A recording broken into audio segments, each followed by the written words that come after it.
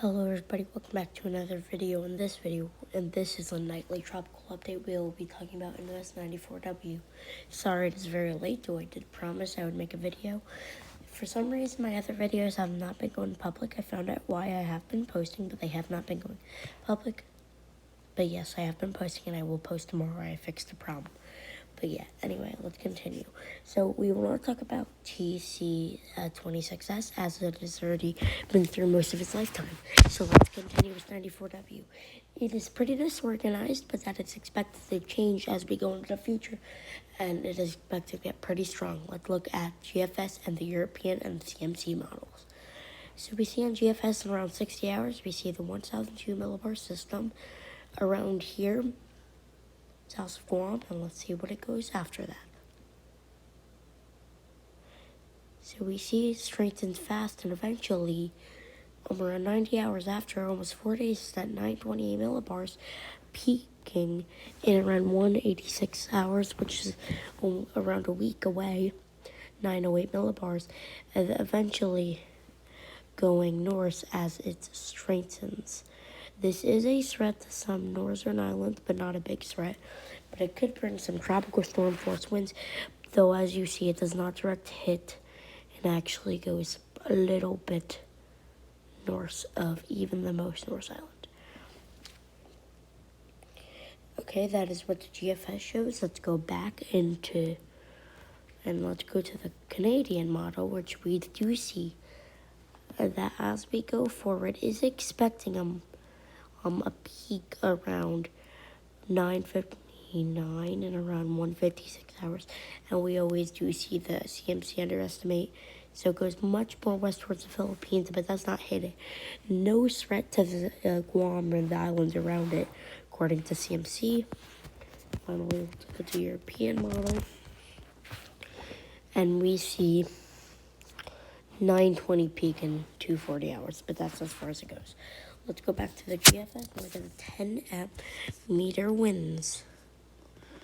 So we see do tropical storm winds at around and then in around 100 hours, around 120 hours, we gain this hurricane. In around 120 to 132 hours, we gain those major hurricane and gain category 5 winds in around 156 hours, and then we have started to lose those winds. Some strong winds could be present over those northern islands, maybe even hurricane force winds on the most northern, but that is unlikely. Let's go to the 850 NB winds. This is good for wind gusts on the surface, so we do see around hurricane force gusts here. I'll just call it gust, major hurricane, and then of course category 5 gusts. Then that weekends we could see category 5 gusts, major hurricane gusts on the most northern islands, but again it is unlikely.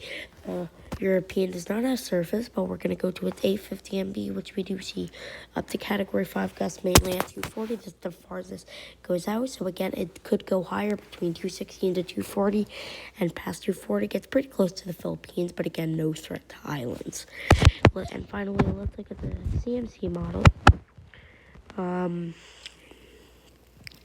We do see hurricane force winds, maybe a little bit of major hurricane force winds. Again, this supports no threat to any islands.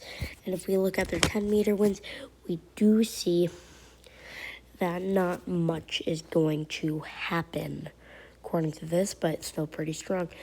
If we look at Invest 94W for 18Z, and my bad.